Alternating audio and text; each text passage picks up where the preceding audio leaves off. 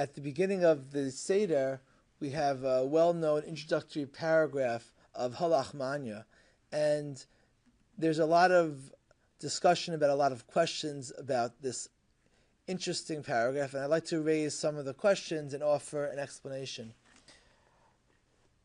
The first thing is that it's written in Aramaic. It's the only thing in the Seder written in Aramaic, which probably is because of the fact that it was written later than the rest of the Haggadah, while the Jews were in exile in Bavel. But nevertheless, they knew Hebrew. Why couldn't they write this paragraph in Hebrew? Secondly, what does it mean?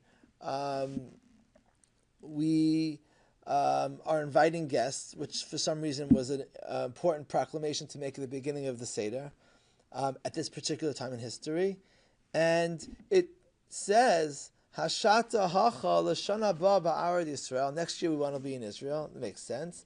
Hashata avdei. This year we're slaves. Next year we hope to be free. What does this mean that we want to be, that we're slaves now? Isn't the entire Haggadah about the fact that we're no longer slaves and now we're freed?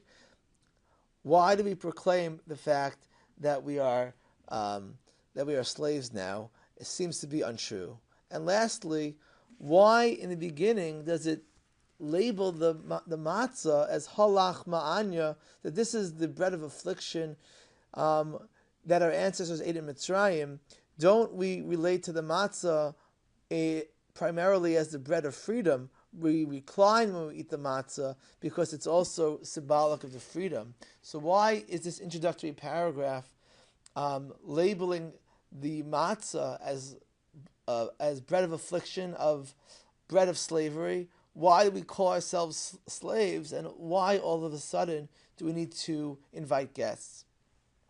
And more or less this answer I heard from Rabbi Meir Tversky at Yeshiva University, and he suggested something which I think is very, very true, which is that, firstly, the language in Aramaic is very conscious. It's meant to be a symbolic of the exile that we're currently in, the Galut Bavel, the exile that was in Bavel and continues to today, since we were never brought back to Israel since then.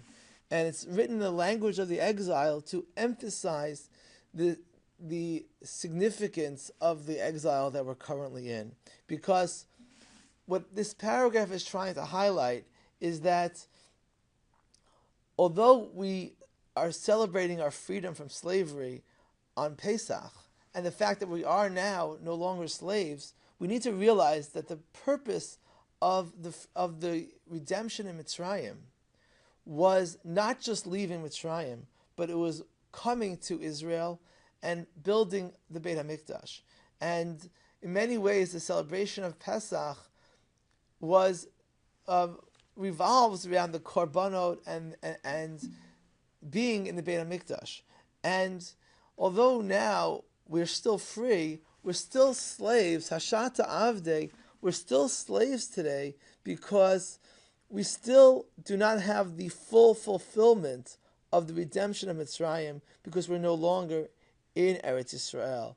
And therefore, the Jews in exile needed to add this paragraph to say, we're about to celebrate the freedom, but we need to recognize that we're still speaking Aramaic, we're still in the exile, we're still slaves in the sense that we're not completely redeemed, and we hope in the future, soon, to be real B'nai Chorin, to be back in Eretz Yisrael, and to celebrate Pesach in the Beit HaMikdash.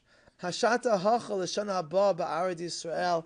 We're now here, and next year we should be in Israel. This isn't just, we always want to be in Israel. This isn't just placed here because we always think about Israel. This statement is placed here to emphasize that the fulfillment of Yetziat Mitzrayim is only when we're in Eretz Yisrael. We are emphasizing the fact that anybody can eat with us. And there's no need to have a prior invitation because that's what we needed for the Korban Pesach, to be designated beforehand. But now we're no longer in that situation. Now we're in exile. And it's for that reason that in this paragraph we emphasize the matzah as Lachma, Ania. Although when the Jews of Israel eat matzah, they recline, and we also recline, but when we really, the fulfillment of matzah is the bread of freedom. But now, when we eat the matzah, we're also experiencing the exile, the Lachma, Ania, the bread of affliction which they ate in Mitzrayim, and which we still can taste because we still have some of that situation. And this is really the one of the main themes of the entire Haggadah and the night of Pesach, to celebrate not only the freedom from slavery, but the redemption which was culminated with the Beit HaMikdash. And therefore, our aspirations for the rebuilding of the Beit HaMikdash are so central to the Pesach Seder that we say at the very beginning in the Lachma, as well as the very end, L'Shana Haba B'Yerushalayim HaBnuyah. And this is really our hope that we focus on at the Seder for the fully rebuilt Beit HaMikdash in Eretz Yisrael by next Pesach.